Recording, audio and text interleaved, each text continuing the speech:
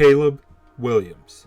In this series, we're going through good Caleb and some bad Caleb. This is volume 2.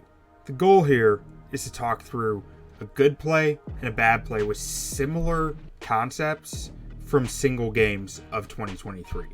With the draft coming up here, everything is getting very centered on Caleb Williams, right? And he's been a hot topic all offseason. I want to dig into some of the good, some of the bad, and show it to you guys so you can decide, does the good outweigh the bad? Or does the bad outweigh the good? Or is it stuff that's fixable versus stuff that's not fixable? That's the goal here with this series. On this play against Arizona State, we're keying in on Caleb scrambling.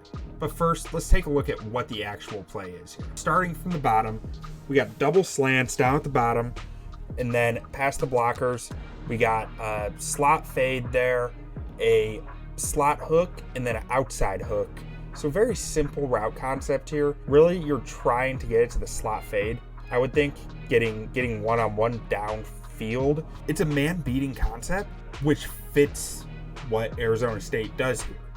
Arizona is in cover 1. You got this linebacker in the line of scrimmage right now threatening the blitz. He's going to drop down to a center zone there, in like a hook zone, and that middle safety is going to drop back deep into the single high coverage. And every other defender here is essentially playing man. So you got what you were looking for here. Let's take a look at what the play results in. First thing I notice, they get the slot fade open on that rub route there with the slot hook. That's there. That's there for the taking. But the moment that rub route hits, Caleb is under mad pressure from behind. Gets a hand on the shoulder pads there and has to run for his life, otherwise he's going to get sacked. So he doesn't really have time to throw this unless he's throwing with just extreme anticipation, which throwing with that much anticipation can be risky, because if he throws it right before the rub route hits, the guy that they over the top who's coming down on the hook route, he could see the ball go in the air and suddenly you're talking about a pick. So he scrambles out, buys some time, is thinking that number 6 over the middle there, who's scrambling with him, is gonna open up. So he opens up, gears up to throw, and boom, almost throws a pick 6. I mean, that flat defender there, oh man, he's right on it. He was just waiting for that ball to come out. So this is some of the scary stuff with some of his scrambling that you see. You know, I mean, I personally, I'm not trying to get too much into my opinions on this, but I'm probably going to anyways. I think this is something you see a lot of young quarterbacks do, and it gets figured out, or it doesn't, you know? And I think Caleb's a guy who's gonna figure it out, but that doesn't mean he will. And that's the scary part of all this. But where we're going with this, we want to say, what can the scrambling do for you too, though? So let's take a look at the good one now. On this next one, let's take a look at the play concept. Starting from the bottom. At the bottom outside, we got a hook route. In the first slot, the Z position, whatever you want to call it, we have a go route. And that go route, keep an eye on it. In the scramble drill, it's the one that breaks free. And then up in the slot there, we got some type of hook route there. Really trying to get a rub, potentially, more than anything. A rub route on the go. And then on the other side of the formation, we have another diagonal hook route. This one is definitely trying to get a rub on the outside corner. And then up top, we have a horizontal in route, crosser, whatever you might want to call it. Then, defensively here, we're looking at some variation of cover 3. And now, I do want to preface, coverages are not my strong suit. As you can probably tell from my route concepts, route names are not my strong suit either, but we're riding with it. This looks like some type of cover 3 to me. Up top, you have man coverage on the outside based on what's going on out there. If you have a better idea what this is, feel free to drop it in the comments, but I'm seeing a variation of cover 3.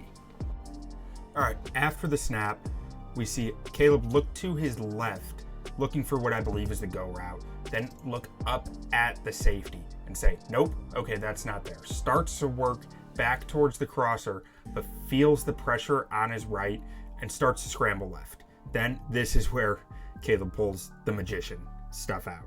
So he starts to scramble to his left, notices the edge rusher there, stops on a dime, does a 360 in the pocket, and then goes back to the right, leaving both those edge rushers in the dust. And while all this is happening, that go route works behind the zones.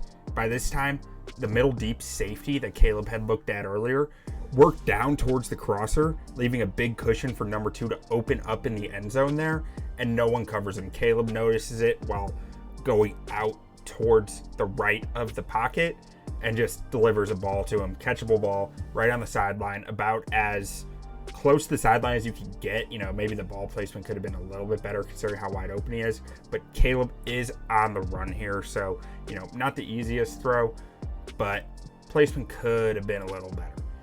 But ultimately, looking at this, you do not find many quarterbacks who can manipulate a pocket this way.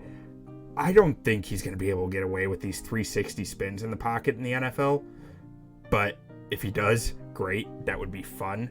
But I think he's going to take some lumps trying to do stuff like this in the NFL. But the fact that he has it in his bag, it's just about learning when he can use it and when he needs to settle for number 0 down there in the flat and just say, let's see another down. He's wide open. He's got room to run. We're in 1st and 10.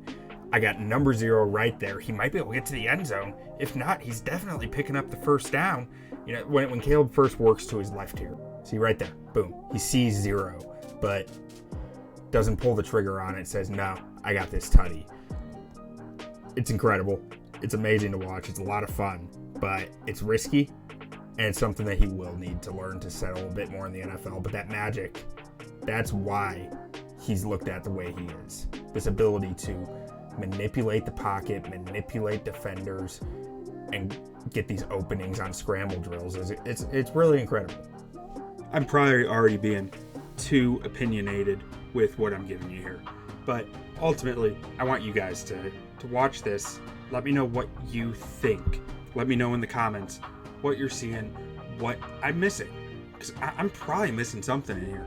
Let me know. What is your opinion of Caleb Williams through the lens of these 2 plays, through the lens of more than these 2 plays? Let me know. Let me know if there's any games you want me to specifically take a look at, any plays you want more information on. I'm here to go dig into them, so let's get after it. Bear down.